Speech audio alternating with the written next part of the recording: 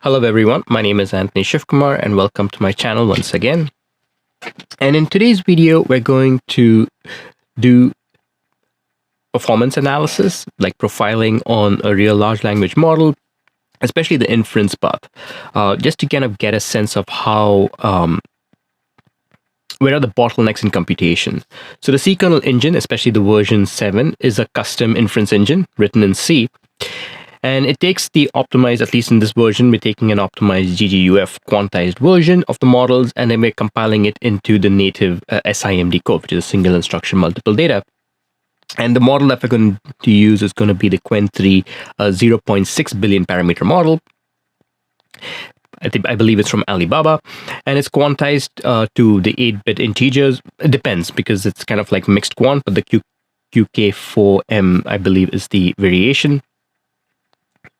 And we're going to run this on my Intel Alder Lake, the P processor in the ThinkPad T14 Generation 3. Why this is important? Because the profiling will change based on the computer you use, the operating system you use, the CPU you use. So the details matter over here because we're profiling on the specific chipset and on the hardware. So the workflow that we are going to follow in this V7, we're going to take all the documentation that I've kind of like recorded onto how the C-kernel engine works. And then we'll have a structured, repeatable set of like steps that we're going to just go and follow that runbook. And from the model source where we compile it through a code gen to profiling evidence. Now, every command I run today is traceable to a step number in that runbook. And every artifact it produces is inspectable on disk. So by the end of the video, we should have a good, concrete, reproducible methodology for profiling LLM inference on your computer or on your hardware with real profiling tools. We'll be using things like VTune and Intel Advisor, perf, flame graphs, kind of like get a sense of when and what to use in order to see where things are slowing down. So it's going to be a lot more on, kind of like finding where the real counter data is, where the real call stacks are. It's not going to be benchmark numbers from a benchmark website. So these are not theory. So the actual measure evidence on the specific compute. So let's get started. And if you have any questions, please feel free to, comment below. So now these numbers are a single illustrative run on this machine. They might change, as I keep profiling. So on this setup, we're going to focus on, say, the decode takes around, 15 tokens per second, and the prefill is around 31 tokens per second for the chosen prompt and token settings. Now, the exact value will move with CPU models, thread count, prompt length, context length, quantization, the thermos state, and whatever else is running on your system. And what should remain stable is the profiling methods, like, the same models, same command path, fixed settings, then compute. And when you compare decode versus prefill, you can get some evidence. The point of this episode is to show how to prove that where the time goes using tools like perf, Linux perf, flamegraph, VTune, and Advisor. We're not chasing a magic number. We're building a reproducible workflow, and we want to know why does decode usually lack prefill on CPU, and how do we measure that correctly. And the difference between decode and prefill is when you give a big prompt, the model is basically trying to process all the tokens in that prompt. So that'll be the prefill stage. And then after that generates that one token, it keeps generating auto-regressively the next token, and that's the decode phase. So what we're going to do is I'm going to go to this page and I'm going to click on the runbook. Now the runbook is the V7 inference training runbook, which basically talks about how all the things that I've built in the C-kernel engine gives you a kind of like a checkpoint into what all is built. So this part talks about training SVG and all that cool stuff. But in this particular video, we're going to talk about specifically step 8, which is the inference part. The next video, I will talk a little bit more about training and following that runbook. So we'll go to step 5. So yeah, this is step 5 and this is step 6. So here, what we're going to do is we can go to, just give me a second. Sorry, we'll go to step 8. This is where this whole series of this particular video is going to be talking about inference. We'll take the Qwen 3 model, like for example, if I run this, and I'm just going to, clean things up over here. So just exit this, So let's start with and let's go to the C kernel engine in here. And here, let's, start to do this one by one.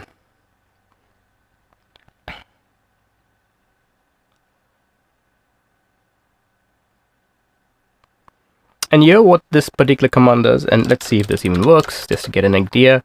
So yeah, so now everything is working, is producing coherent text, which is a really important thing. And now, once we have this, we can also see the IR. So let's go and see the intermediate representation for the specific model. So I already have this open over here. So you'll get something like this from when you launch this particular system in my thing. If you go to the IR report, which is it loads it in this particular path, you can go and see the IR report, something that's missing in many tools. But as far as I'm concerned, I really believe that this really helps the IR operator understand how the model behaves. So there's a lot of things happening in here. We have how the model works, how it's kind of like configured, where the memory address things are. We have an explorer that shows all about the memory. If things are causing problems, you can look at different types of tools. But the thing that we're going to focus on, there's many things. There's kernel map, so you can have a look at how it's a visual representation of the flow. You can also have a linear view of how operations and which functions are called, how they're stitched together. This is the data flow of how things are getting stitched for operations. We have the D type showing all different types of quantization formats that are used, what's the math behind it. So it really helps the operator understand this to the level that's quite rare in my opinion. But the one that we're going to focus on today is the profiling. And the profiling is basically how we understand if it's slow on this particular compute, how can we make these things faster. So let's go back to our presentation, and then we'll just follow everything step by step. So what we have done over here is we have gone from the canonical environment paths. We've got the GGUF inference run generation. It downloads the weights from Hugging Face automatically, and then we generate the visualizer. That's the kind of like the step that we've done. And what all is generated all of these kind of artifacts. So let's have a look at what that artifact looks like. So what I'm going to do over here is let's go to this path to get a sense of all the artifacts. And here you can see it's generated all of these artifacts to kind of like show the whole process right from that configuration of getting the file, the GGUF file, which is over here, which is downloaded from Hugging Face. And then it's producing the IR1, the intermediate representation 1, the intermediate representation for prefill, for decode, how the memory is laid out. I've already spoken about all of this earlier, but just kind of like walking through all of this again. And then it also creates artifacts for performance, things like the cache grind and the advisor, which we're going to talk about shortly. So that the perf summary, so that we can kind of like have a more X-ray vision on how all of this is helping to generate tokens faster. So here in this process, let's go back to this particular thing. We have how you want to set up the environment. It tells you how to like install and run them on your particular system. So if you're missing certain libraries, it'll kind of like tell you need to download you need to download FlameGraph, you need to download VTune, you need to download and set certain parameters so your Linux system can perform all of these different commands. Some of them require sudo access because you're profiling your kind of like your hardware. And then how do you need to like generate all of this commands? So I've already generated most of this, but nevertheless, we're just going to walk through each one of these in a much more methodical manner. So the baseline setup is it's a deterministic environment, fixed prompt, tokens, threads, performance gates enabled. So this is step 8 of the runbook. So the runbook is basically for the C kernel engine. I have created the runbook. When you go to architecture, you can go to view all architecture, click open 7 runbook, and then you can go directly to step 8. We can go directly to step 8.1, and then you can see what this does and run it, and then you'll get this graph. All of these presentations are already open source. You can go to my repository and just kind of like download this presentation. So what already works, the inference pipeline is stable for GGUF run. The IR report separates decode and prefill as we saw. And then wrappers target already exists for performance, FlameGraph, VTune, and Advisor. So Intel VTune and Intel Advisor are different tools that are kind of like more sophisticated but it's based on only Intel CPUs. And I'm going to talk a little bit briefly on why these tools are so important. And I believe AMD would have their own versions, and if you're using Mac, they might have their own version. But I'm using an Intel version, so VTune and Advisor is basically what I would be using. It's free, but it's proprietary. Like the source code is proprietary by Intel, but it's free to use on Intel platforms. And then what this episode particularly solves is reproducible inference profiling from step 8 and step 8.1. Bottleneck classification, things like what we want to analyze is cache misses, translational, the TLB misses, the hotspot shapes, the memory versus compute. And then we also create an operator-ready workflow with GUI and non-GUI fallback paths. So let's try to kind of like run some of these commands just to get a sense of what they all do. So yeah, we're just going to copy this and see what this does. So it kind of like sets all the environment variables for you so that we can make this, the system work better. And here we have we're going to set the sudo for, the system control so that, Linux kind of like has all the information, or rather it's enabled in such a way that, that we can profile. So you need sudo access. And here we go, and it's enabling all the necessary parameters so that we can profile this systematically. So what this command does is temporarily opens Linux kernel profiling gates required by perf, call stack, and VTune collections. There's an optional block persists the same policy in etc system control.daemon for operator machines. So no model execution happens here. This is just the host setup only. So basically, before any profiler can, collect meaningful data, the Linux kernel has to let it. And by default, Linux is conservative about who can access the hardware performance counters, kernel symbols, and process address space. This slide basically shows you how to open those gates. 3 system control values matter. First, kernel performance, even paranoid. Setting this to 1 allows non-root processes to access the hardware performance monitoring unit. And the PMU that counts cycles, instruction, cache misses, and branch misses. Setting it to -1 allows everything, including kernel sampling, but that is a security concern on shared machines. Value 1 is the right default for a developer workstation. Second, kernel, the KPTR restrict, this one. This controls whether procs, Kali, so this controls where proc cal system, the kernel symbol table, is readable by non-root users. Now setting it to 0 lets perf and vtunes resolve kernel functions, names, and stacks, traces. Without this, you will see backend unknown entries in your flame graph wherever kernel code ran. So interrupt handlers, scheduler functions, system calls, these obscure the real picture. Third, the kernel YAMA ptrace scope. This controls whether one process can attach to and trace another. VTune's collector daemon needs to attach to your inference process. Setting ptrace scope to 0 enables this. With value 1, the default on most distros, VTune collection already fails or runs in a degraded mode. The persistent block at the bottom writes these to /etc system CLI control, daemon 99 CK profiling conf in some shape or form. This is where you're asking it to write it to. And on a dedicated profiling workstation, make this permanent so you do not need to remember the system command, each session. On a managed corporate machine, you may not want to do all those changes, but in that case, use the pre-computed or pre-captured, artifact fallback path shown later. Important, these permission changes do not affect running processes, only new profiling sessions. So you might have to you don't need to restart. No restart is needed. So this is basically kind of like understanding how Linux can enable you to do these types of profiling. So before starting any, of the analysis, it's just good to have like this pre-flight, checklist. So the first block reads back the kernel gate values. You want ptrace scope to output 0. Perf event paranoid should be 1 or less, and the KDPR restrict should be 0. If any value is wrong, you will see incomplete data.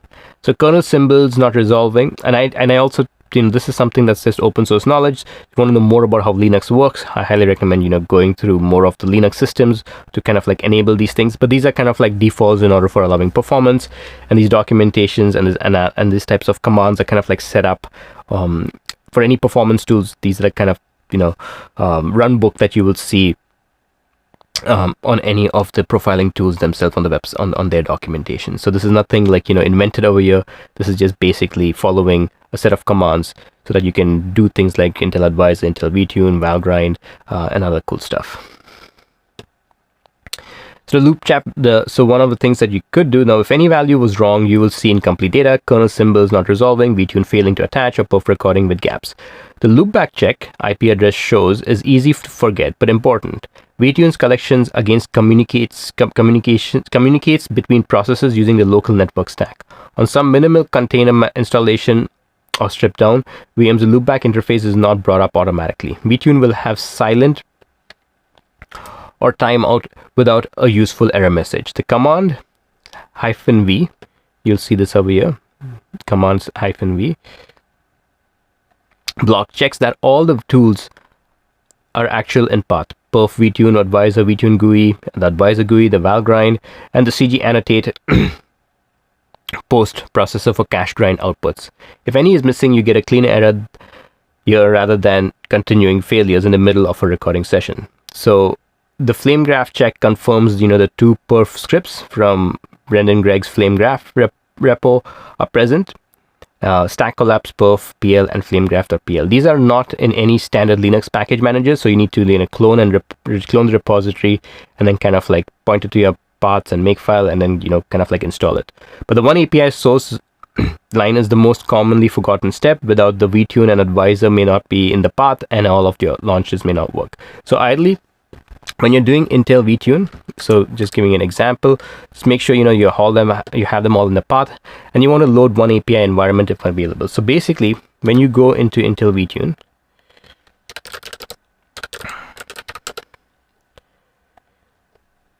choose what you want. You can get the toolkit, and every toolkit will have the VTune Advisor. This is what we're using over here, and you also need a C compiler and things like that. But this is the two tools that we're really using, just to get a sense of what we're talking about.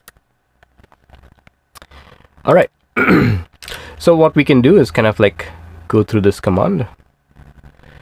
Somehow this is acting a little weird, but that's fine.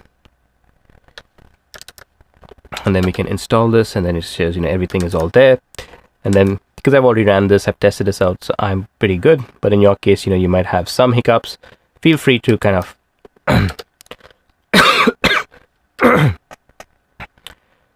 follow these sets, or and here we have like say hello, let it run what it needs to run, and then I can exit it. So what this command does, it uses the Qwen3 GGF source and runs conversion plus codegen plus compiles it in V7 pipeline. That's my code over here. So it's my own version of the computation engine, and it produces refreshes runtime artifacts under the models run directory. And here we set run to the canonical generated path for all follow-up profiling commands. So this creates, the necessary paths in order for us to now continue profiling. So let's now go step by step. So now let's do the code generation. Let's have a look at all the stuff that we're doing over here. So I'm just going to do an ls just go.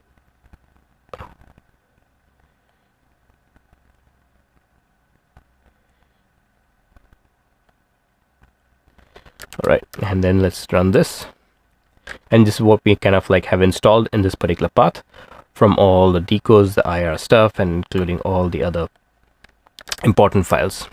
So list keys artifacts, so viewers can see exactly the codegen chain outputs on disk. Shows the compiled runtime directory, the CK build used by profiling targets, and provides a one-line narration map from GGF input to executable runtime. So this is just basically to see if everything works.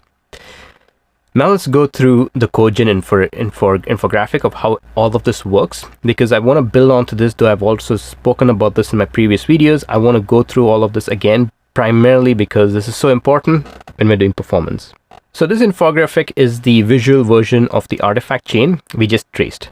Let me walk through each stage so the architecture is clear before we profile anything. Stage 1 is the GGF source, the input. So this is the GGF source. The input is Qwen3 0.6 billion quant 80.80 GGF file. Is the standard format for distributing quantization models. One of the formats. I won't say it's only the standard, but one of the formats.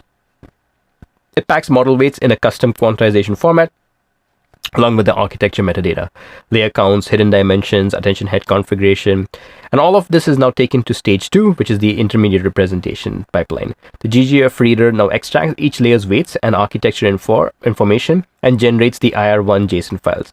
These are the first pass intermediate representations. Then the lower pipeline applies these bed transformation passes. And we'll have like IR1, IR2. It'll just keep on taking all of this information to see what kernels we have. And then the first pass intermediate representation. Then the lowering pipeline applies these transformation passes, type inference, resolving what data types flow between operations, op scheduling, determining computation order to minimize memory footprint and memory layout analysis, deciding buffer placement, alignment, and whether weight tiles can be kept contiguous for cache-friendly access. The output is a layout.json and the load files. And then the stage 3 is basically the code generation. The code generation reads the load IR and emits the model V7C with AVX intrinsics or AVX2, calls for the hot path. Critically, the code gen detects the CPU's ISA features of generation time using the CPU ID and selects the best kernel variants. So on the Alder Lake P, it'll select AVX2 variant and not AVX512, which are different instruction sets for speeding up computation, which is technically absent. The AVX512 is absent from this particular compute. And then we go to stage 4.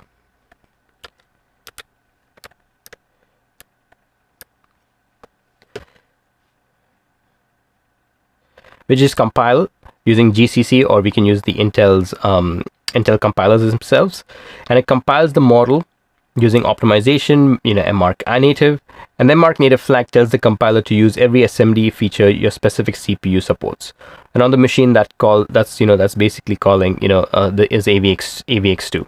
And then stage 5 and 6, runtime libmodel.so is loaded via DL open and inference. And then the CKCLI invokes it for decode and prefill inference. This is the binary we profile.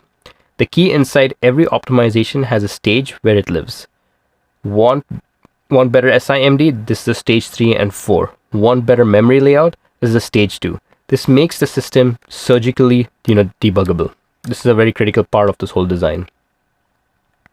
And that's what the code gen does. It goes from taking the model and converting it into the format that the CK kernel understands, so that we can perform all of these X-ray visions methodically from weights to inference.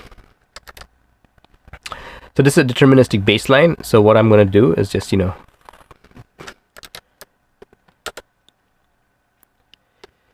So what does this command do?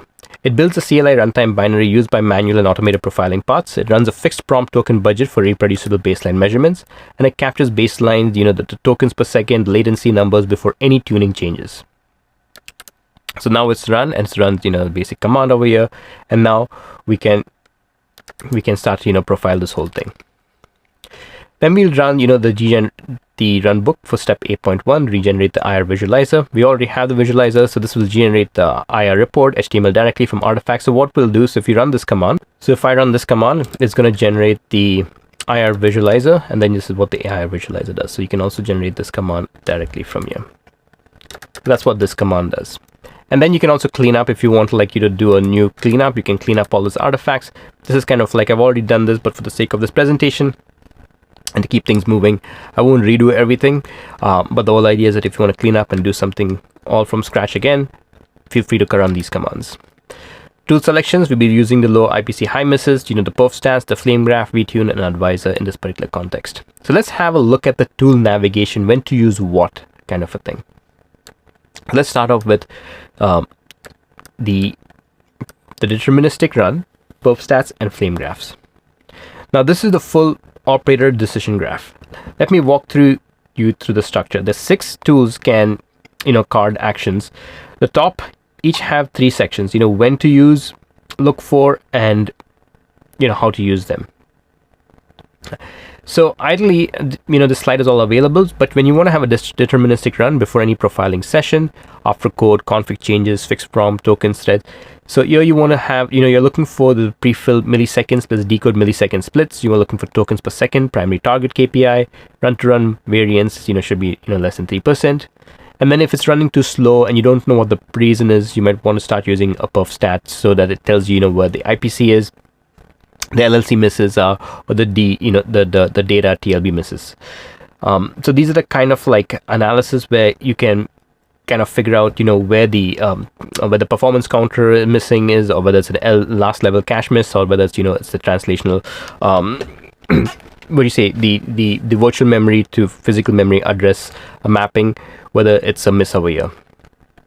And then we have flame graph, and then once you know what the performance is telling you, you can also do flame graph, know what is slow, which exact function your program is running, or basically running most of the time, where in the call stack, identify the exact hotspot, and what is the widest frame, the icicle shapes, the leaf functions, and how do you run this.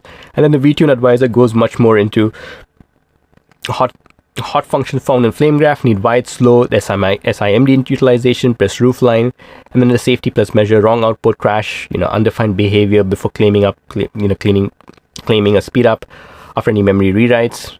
You want the address sanitizer and things like that.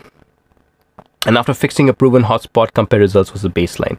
So these are the different tools and what they do. So you can have memory, you can have LLM misses, and figure out if your memory path has last level cache misses, it has 10% of the TLB misses, or it has 0.1% of walk completed. Have a look at where exactly do you have a problem. You might have bandwidth of DRAM problem. You might have a compute path problem. You're not using the right instructions. That can speed up your computation. If you have crashes, you probably might have a memory issue.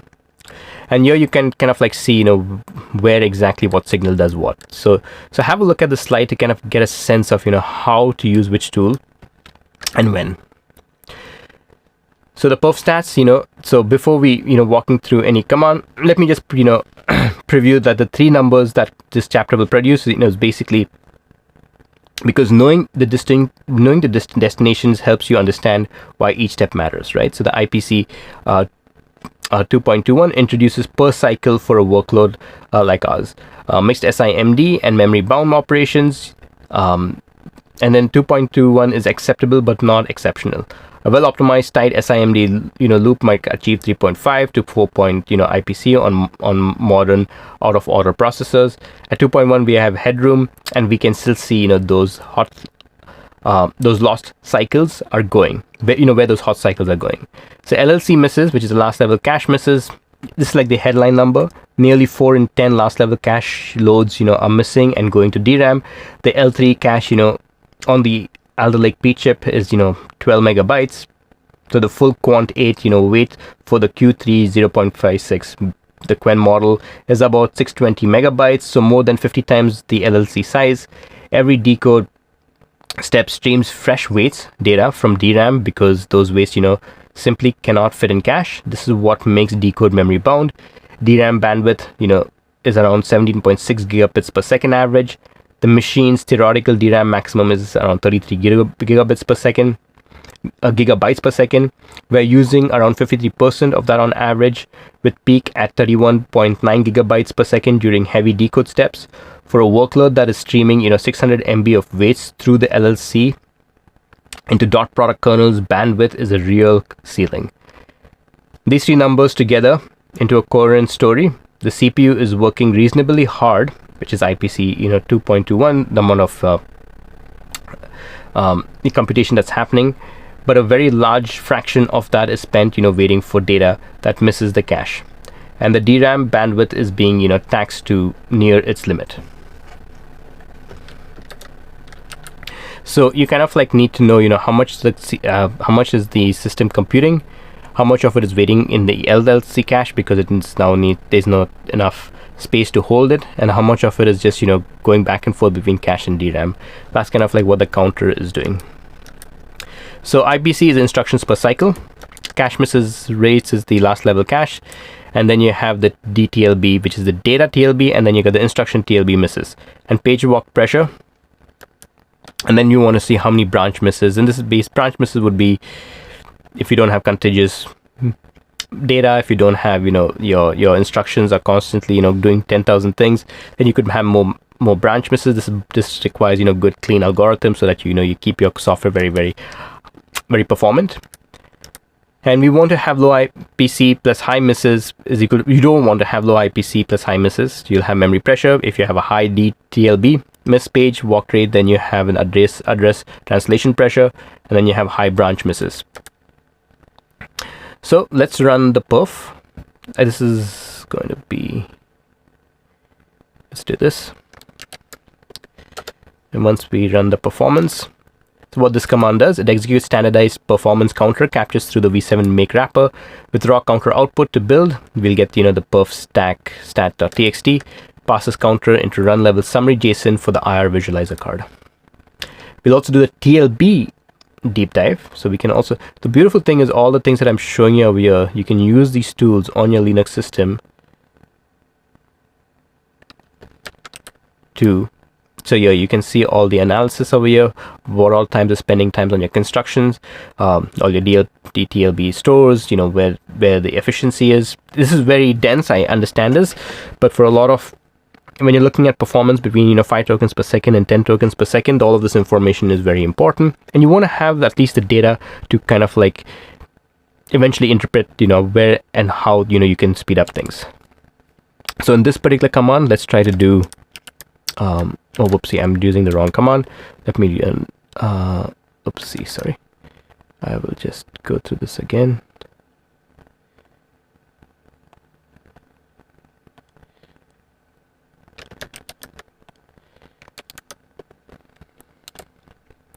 And this is doing the other profiling. So what does this command do? Runs direct performance commands to isolate translation behavior beyond generic cache misses, captures the DTLB, the instruction TLB misses, minor major faults, and optional page walk STLB counters. Use the same runtime command to keep TLB diagnosis comparable with other passes. So yeah, we're constantly training, constantly running these things with, you know, byte per tokenization, how fast that goes, and we're kind of like, you know, measuring all of this. And we'll show you how they all look shortly. So these are all the commands in order for you to kind of like get a sense of what happens. So let's look at the TLB infographic, because this is some of the topics where you have, it can be a little bit confusing, you know, what does TLB do? And what it's kind of like the whole purpose of doing the translation between physical memory and virtual memory. So let's go through this step by step. So the infographic gives you the visual intuition for why TLB misses matter. And they matter more than most engineers expect. Now follow the hit path first, right? Your CPU executes a load instruction that accesses a virtual address space. All right. And the hardware, the MMU, the memory managed unit, checks the L1 TB, which is the data TLB, the data translation lookup buffer, and a small fast cache holding 64, you know, virtual to physical address mapping. So now it's loading all of it. It's doing this mapping over here. Okay, and you got a data access and you got the instruction. We're mostly focusing on data right now. And what happens after this? If the mapping is there, you get the physical address in one cycle, and the actual cache lookup can be processed immediately. So this is, you have a hit, and then it goes and processes everything, and then you know, can process and store information in your memory, and everything is very smooth. And that's basically one cycle. Now this is the happy path. Now the miss path, the L1 DTLB, does not have the mapping. Now if it doesn't have the mapping, then we have a miss.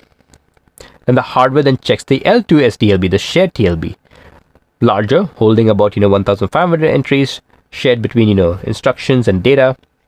It is here you pay, you know, 7 to 10 extra cycles, which is again, you know, managing, you know, which is manageable. But if the STLB also misses, which means it doesn't have a direct mapping between your virtual address and the actual physical address, it doesn't know where to store and read data from, then you have to do the hardware page table walker.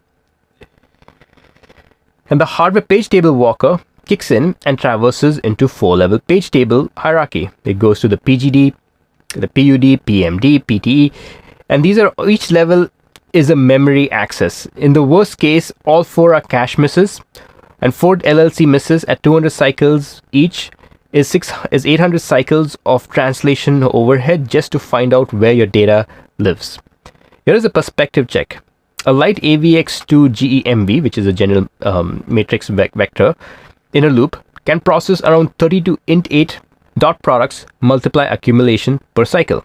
An 800 cycle page table walk is equivalent to throwing away 25,600 multiply accumulation operations. This is the real cost of bad locality. The C kernel engine uses a contiguous weight bump allocation precisely to avoid this. All model weights are packed in one contiguous block. This means the page access pattern during inference follows a predictable sequential stride, which keeps the hardware prefetchers effective and TLB miss rates manageable. Our 6.1 million walks over the entire inference runs reflects this design. So what do I mean by that? So when we do the inference over here, you can also go to the IR visualizer, which is where the memory part comes in. We want to make sure that everything in here is contiguous. This is the most important thing. We're not jumping around memory. Every part of the memory is absolutely contiguous. So it starts from here depending on the order of operation. So we have one for weights, and then we have one for activation. So we have 2 scratch pads, but they're all contiguous. But if it keeps bouncing off, then we're constantly going to go and find the CPU is going to say, okay, we have this DRAM. And then it says, oh, where's the address? Do we have a miss over here? Because it's constantly bouncing off, there'll be a miss over here. Then the shared lookup is going to have a problem, and just constantly going to have very inefficient code. So having contiguous memory, which I've spoken about in my previous video, is a very critical factor when you're talking about performance, at least on this type of hardware. And mind you, every accelerator, every compute has in some shape or form their own version of TLB, because you always have to map virtual address, which is what you write in. You don't write DRAM slot 0, channel 0 in this address. You can't keep track of that. The operating system keeps track of the actual physical value in the address. So you always will have a TLB lookup. That's how our modern operating systems work. And then we have the NUMA plus cache topology, which is non-uniform memory access plus cache. I don't have NUMA over here because I have a single socket. This is very more relevant to dual socket systems. So now this infographic provides the hardware memory hierarchy context to why cache misses and access latency differ depending on your machine's architecture. On a multi-socket server, which is typical in cloud inference deployments, you have multiple NUMA nodes. Each socket has its own processor cores, its own L3 cache, and its own DRAM. When a core on socket 0 requests data from an allocated processor running on socket 1, then the data must travel over the inter-socket interconnect called UPI. On modern Intel Xeons, this adds approximately 100 to 200 nanoseconds of latency compared to accessing local DRAM, roughly doubling your memory access latency. And on our ThinkPad T14 Generation 3, this is only one NUMA node. All cores share the same L3 cache and the same dual channel LPDDR5 memory, so remote node latency is not a factor in this specific profiling session because I don't have NUMA, as I mentioned. But the principle is critical for anyone planning to deploy inference at scale on multi-socket servers. When I do get NUMA, I don't have any access right now, but when I eventually plan to, we'll go more into these types of, especially when I get into distributed computing. Which is, if anyone wants to sponsor this project, feel free to send me an email. But until then, even on a single socket, the Alter braid, my particular CPU, the P hybrid architecture, which has P cores and E cores, creates a non-uniform topology. So P cores have 1.25 MB of L2 cache each, while E cores, share a similar cluster of their own cache. So if you thread pool distributes work across both cores types, cache behavior is not perfectly uniform. A thread running on P cores and a thread running on E cores accessing the same data will have slightly different effective cache miss sizes. I don't necessarily program everything to that level of accuracy for this particular type of model where you have P cores and E cores, but the practical implications for our setup with OpenMP number of threads is 12. On a 16-core chip, we're running threads on both P cores and E cores. The flame graph and VTune data we collect reflects the mixed execution. On a server deployment, we would use NUMA control, to take to kind of like pin your inference threads to specific NUMA nodes or core types. So that's kind of a thing, right? What we have in this type cache topography is if you have low performance, we do a CC++ hotspot. Use flame graph. If not, go to perf. Go to do your perf stat, check IPC misses, and this is kind of like the what tools to use when and where. And here we go to count stack analysis. So here we'll do some flame graph, and I'm just going to start to run this command now. Let's do this. So I'm just running these commands right now, and you might say, okay, where are we? Are we kind of like running? Are we what's the purpose of running all of these commands? Are we interpreting these commands? And yes, we will interpret them shortly, but I just want to get all the data first, and then we start to interpret all of them shortly. So what this command does, it runs perf record on the deterministic CLI inference path, converts samples to folder stack, then emits flame graph and the SVG. It runs manifest metadata, so our visualizer mode tabs resolves correctly. And I will show you what that means. Because we have two modes, prefill and decode. So yeah, it's running all the prefill and then the decode. And what this does, captures separate perf record for decode and prefill execution nodes, generates folder stack plus SVG, and does the same thing. All right, so now let's go through what a flame graph actually does. Now this infographic gives you the visual intuition of why decode and prefill produces such different flame graph shapes.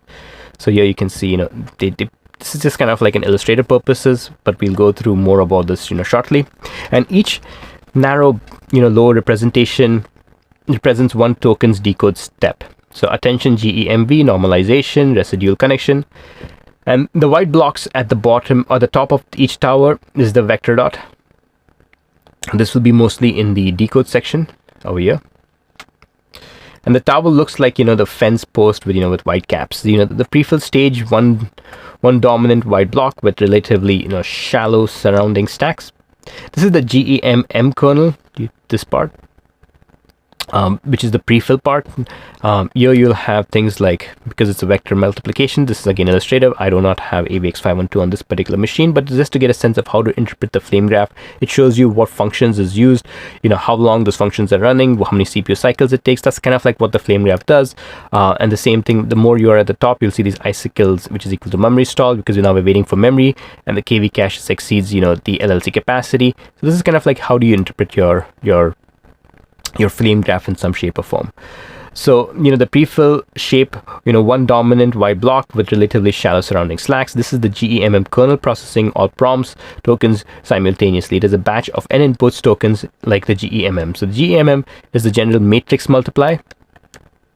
The general matrix multiply, takes a batch of tokens and is processing much more things in parallel compared to non-batch, which is the decode size.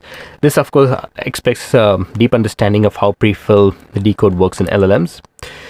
This machine does not have AVX512. Every function in this profile ends in AVX or AVX2, but we use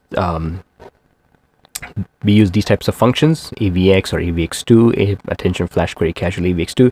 So the previous slide showed what AVX512 would look like. This is what actually runs. This is what we actually run. And again, this is just mostly, that previous slide was mostly for understanding how flame graphs look, but as the actual flame graph on this machine would look something like this. So here you will have, say this is the decode stage. Just give me a second. The decode stage, you'll have vector.q8 AVX, work GEMV. So whenever you see a decode, you're looking at one vector because each one you're looking at a vector. Whereas if you're using decode, you're using GEMM because you're taking all that tokens. So it's going to be more than one row. One row because you have multiple tokens multiplied by the embedding. Generally, it's going to be the dimensions is approximating is going to be context length by embed dimension. So when you do a prefill, you have all your prompts, and then decode is all about auto regressing one prompt at a time. And then your flame graph kind of like will represent that and show you where things are going. So that's kind of like what's happening in here. So here you can see, let's give me a second. Here you can see, how AVX512, where the SIMD is happening, what the decode is doing, your hardware context is. In a sense, is basically saying which function is being called and how long is it spending on your program. And then we look at VTune Advisor, microarchitecture breakdown, rooflining, memory bound versus compute bound. All right, so VTune, the bottleneck is, will tell you hotspots, memory access, microarchitecture exploration, and threading view. So now let's look at the VTune.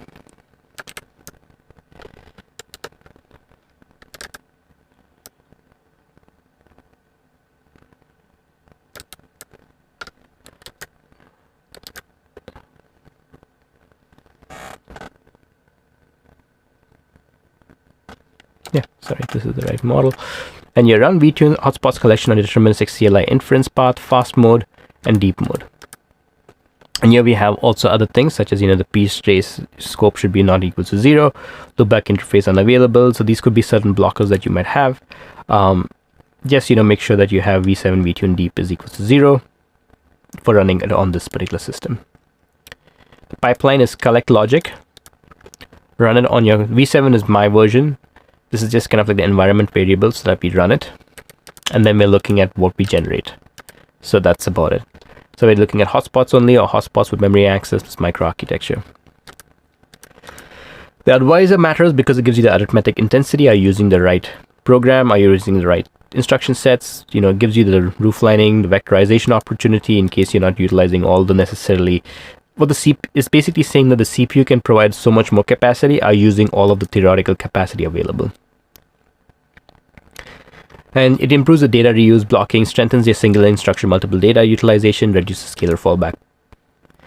So let's look at what the advisor does.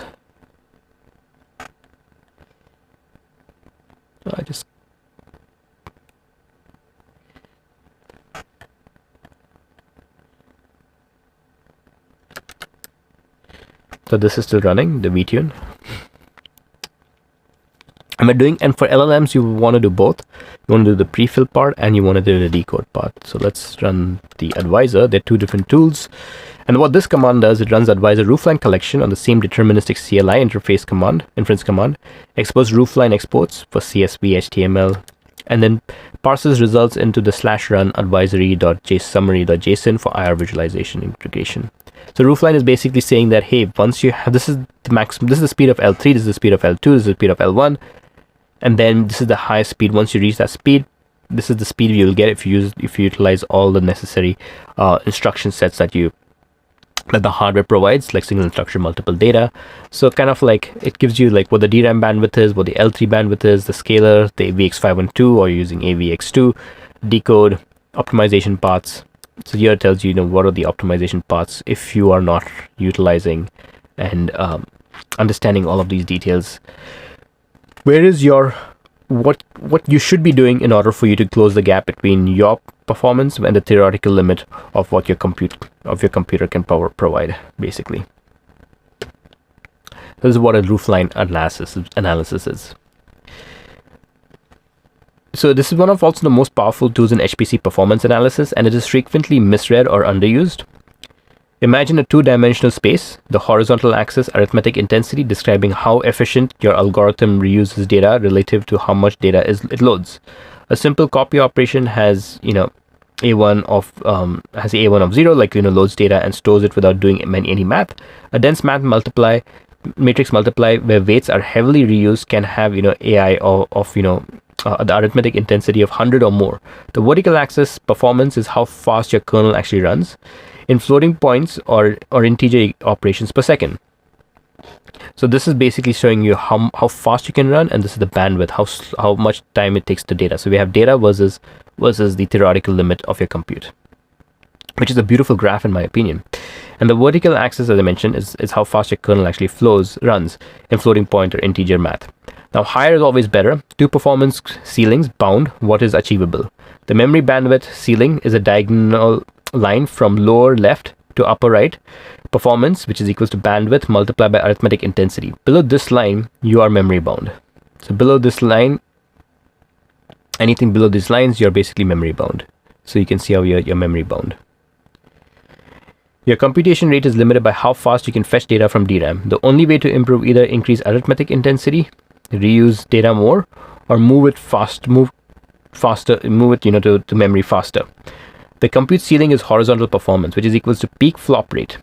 Below this ceiling, but above the memory line, you are compute bound. Your computation rate is limited by the execution units. The only way to improve better instruction mix, wider SIMD, reduce overhead, and the ridge point is where the two ceilings meet. So this is where you'll have where both of them meet. Where your memory bound and your computation bound.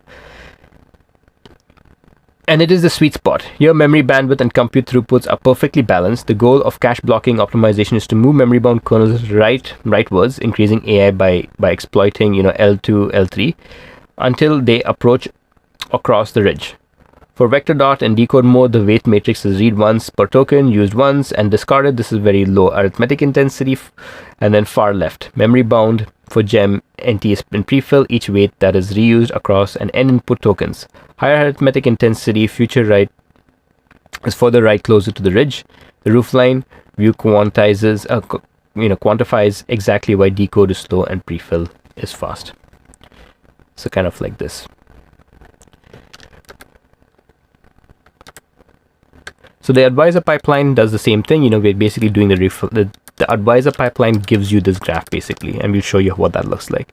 So let's look at how to generate these things. What I'm trying to do with this particular slide is to give you all the commands to run and monitor how the ckernel engine is actually performing.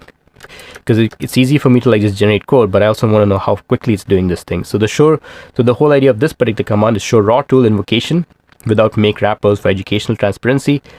Let you understand what each wrapper target is doing underneath. Useful fallback paths when operator wants custom flags or ad hoc experiments.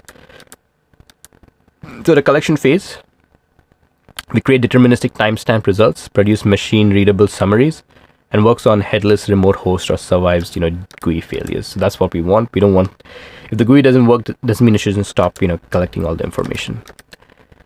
And what does this command do? I'm just running all of these commands one step at a time. We already have all of this. So this is running a lot of these things as we speak. Bootstraps one API environment and confirms tool binaries are discoverable, validates kernel gates, prerequisite before collecting stats, and before the collection starts, and runs canonical vtune and advisor collection command as normal users. So yes, while this is running, we can run this later. So let's run the actual GUI and see what that looks like. So I am going to, let's wait for all of this to work actually. And in the meanwhile, I also want to show you what we have over here, because as much as I've spoken about everything, let's go to the visualizer and have a look at this specific tool over here. So if you go to profile, and many of the commands that shows that this particular tool allows you to actually visualize and summarize many of these things. So it tells you that in this particular mode, you can go to decode mode, you can go to prefill mode, and then it'll tell you in prefill, what's your problem, where are you having your problems. You'll be like, oh yeah, multi-layer perceptron is where it's just bottlenecked. The logic LM heads, the body, the footer, which could be the embedding dimension or the logic decoding. It gives you where exactly are your cache efficiencies, your compute throughput, DRAM bandwidth, branch predictions, the GEMM, GEMV time share, the arithmetic intensities around 1 point, so and so flops per byte. Well before the ridge point, which is 10 flops per byte. The CPU's compute units are starved, waiting for data. DRAM bandwidth is the bottleneck, not ALU throughput. So that's what I've analyzed from the system.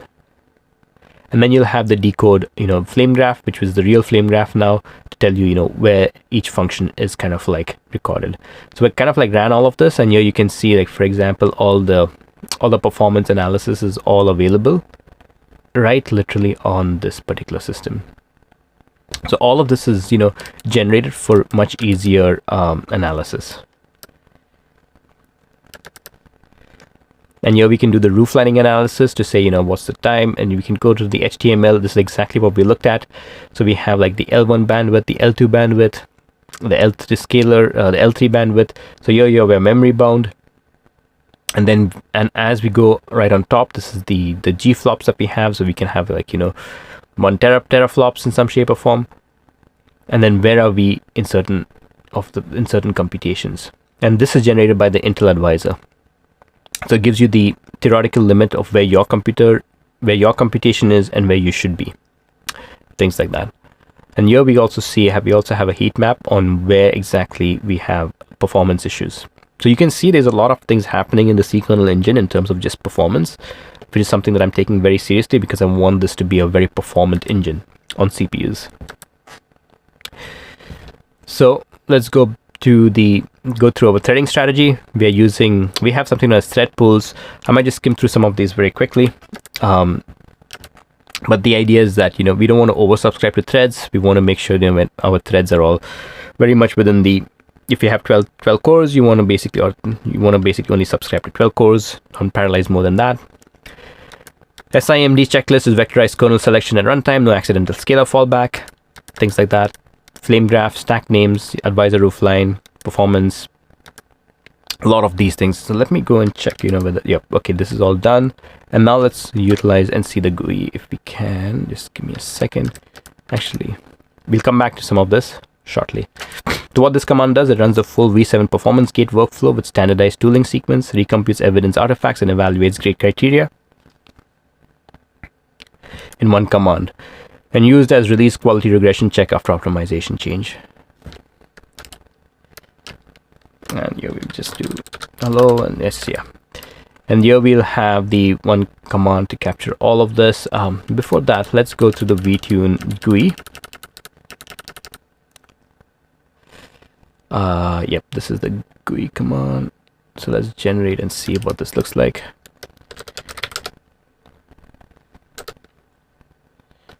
What am I doing?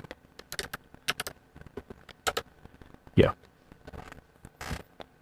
So it'll open something like this, and we can just click run analysis. I won't go through all of these details because there's just so much going on in here. And here we have some errors running.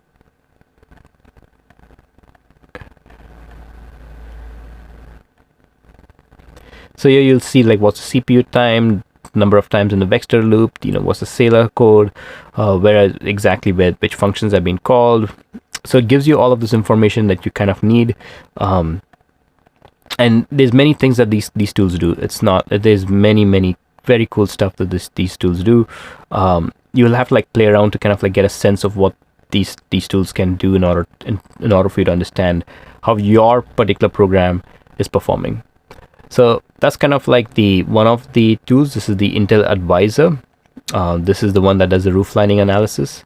So you can see whether you're memory bound, whether you're offline bound, and things like that. And then we have the vtune, which will say I consent. And here the vtune is very much like also does the same thing, but it doesn't give you the roofline analysis. It tells you more like what's your CPU utilization.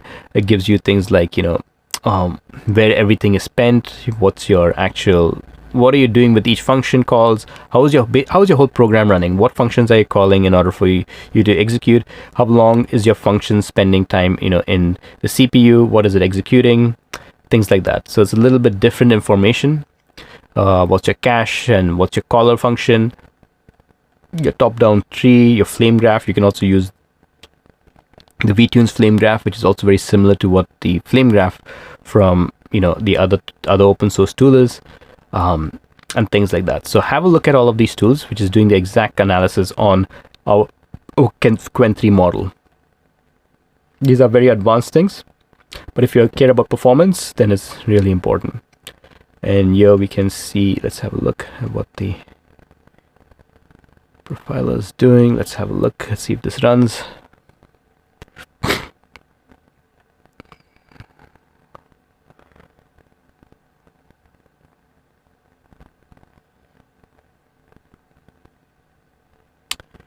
Well, let's see if this works.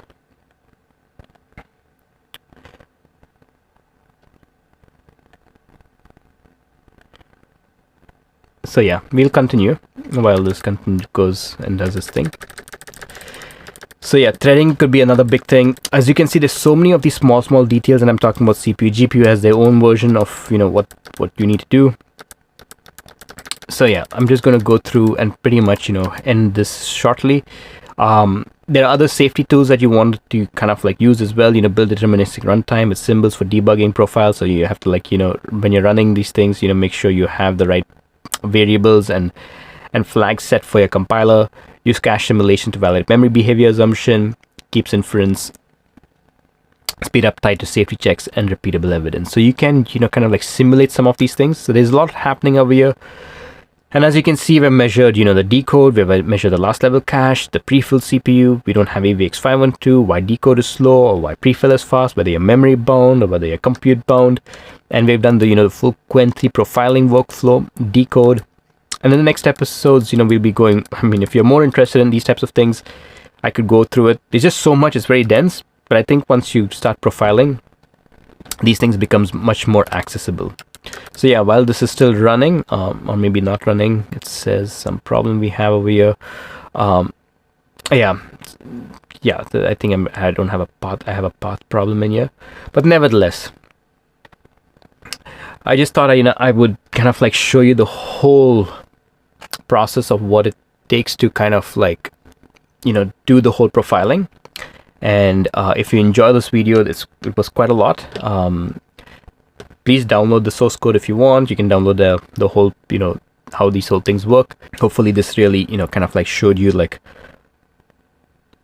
what it takes to, like, you know, make your models faster and what kind of like analysis you need to do in order for you to kind of like make your system and your algorithms and your memory all work so that it's kind of like feeding the CPU in the way that it needs in order for it to compute faster.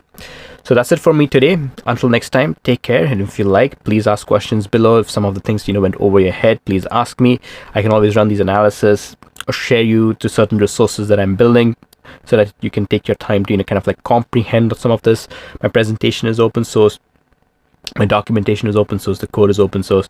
So please feel free to, like, you know, browse through them. And until next time, take care. Thank you.